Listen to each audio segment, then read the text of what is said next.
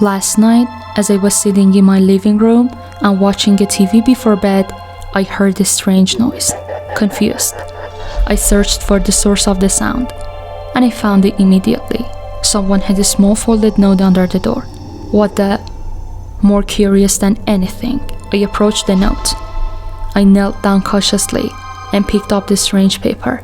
On it were only 5 words, scrawled on in a crude, messy fashion. Get out.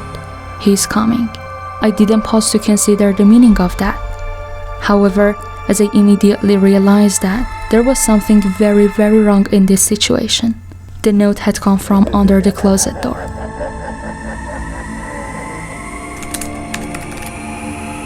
Growing up, my bedroom was the only one that faced in front of the houses. When I was about 8 or 9, I woke up to my dad calmly, but firmly telling me to get up, go in the bathroom, and shut the door. I was annoyed because I was half asleep, but I listened. Apparently, I was more tired than I realized because I fell asleep on the bathroom floor. The next morning, I asked my mom what happened. I looked at my dad like he was crazy, and I asked him why he had woken me up. He denied doing it. I was becoming frustrated to the point of tears, but I ultimately let it go. I was home one break. I had thought of the night of and of 4 years, and it still bothered me. This time my dad goes. Turns out that a lot of houses on our block were being vandalized and robbed all those years ago. Someone had broken into the garage and was inside the house. My room was partially over the garage. My dad heard it happen and quietly got me to safety. So for years, they pretended like nothing had ever happened. There is a babysitter in a huge house. It was her first evening on the job, and after she put the children to bed upstairs, she sat down in front of the TV. But no sooner had she settled there than the phone rang. The caller was a man, gasping and laughing menacingly. He asked, "Have you been up to check the children?"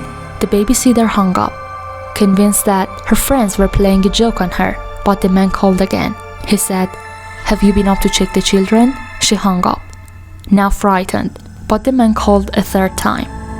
This time he said, "I've taken care of the kids. Now I'm coming for you." By now, the babysitter was terrified. She called the police and reported the calls. She had to distract the man the next time he phoned to give them time to trace the call.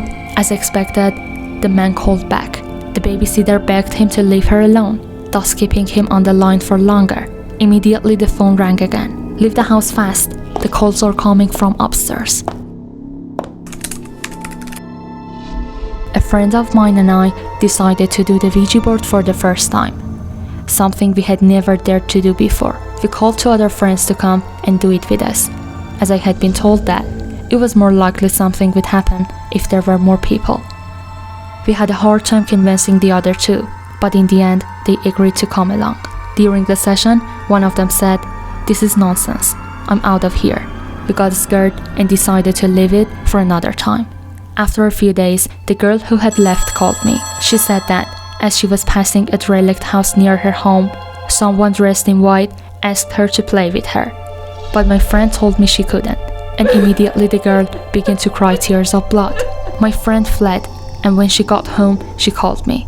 I thought she was pulling my leg, but she wasn't. I began to think about the day we had done the Ouija board, and how abrupt my friend had been when she had got up to leave. The next day my friend called me and asked me to keep her company because she was alone. I took a bus over to hers and we settled down with our books.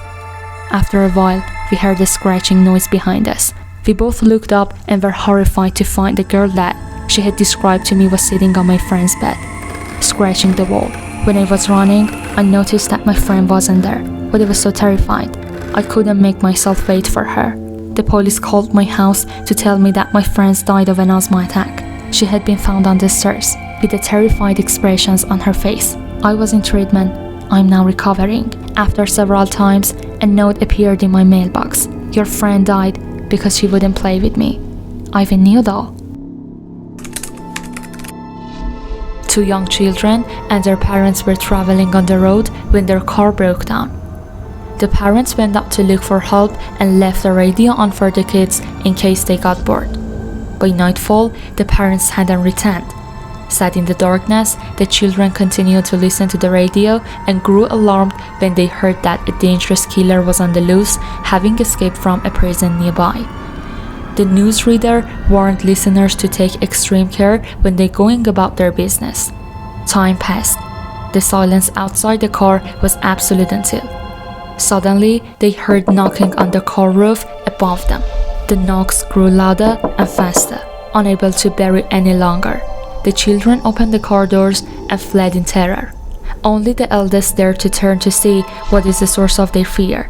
Was a large man who was bouncing two objects on the top of the vehicle, the heads of the children's parents. 4 young women moved into an old apartment together. You know, the type with the squeaky floorboards and a long dark hallway. A month after they moved in, one of the roommates realized that her favorite stuffed teddy bear was missing. The others all said they hadn't touched it or seen it. Weeks went by, and she almost forgot about her teddy. She opened the door to one of the closets they hardly ever used. On the top shelf sat her fairy friend. All her roommates said they had no idea how it had happened. Now, whenever the teddy bear goes missing for a few days, she knows exactly where to find it. The apartment probably had all these other signs of being haunted too.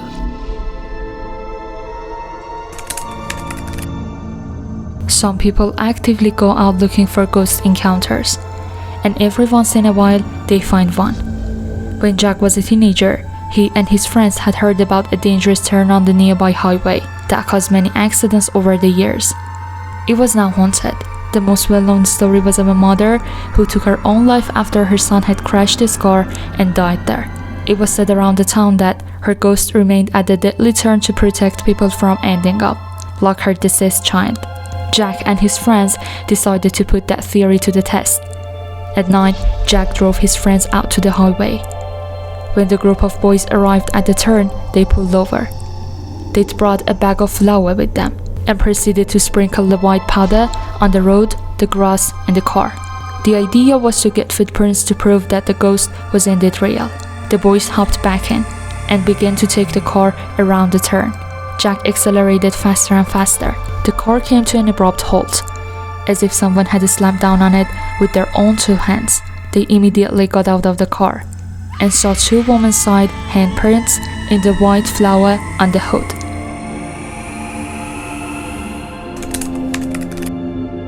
There was once a man named Edward who designed and built his own perfect house. He lived in it for many years until he eventually passed away. A new family moved in, but whenever they went into the basement, they would get the feeling that someone was watching them. One day, the father of the new family decided to fix up an old jacket, which every tailor in town had told him was beyond repair. So he went down to the old basement, laid his jacket on a chair, and then tried to see if there was anything in the old desk that could help him mend it. But the drawers were all locked. The next morning, he came back down to find the key on the desk. All the drawers open and his jacket completely fixed.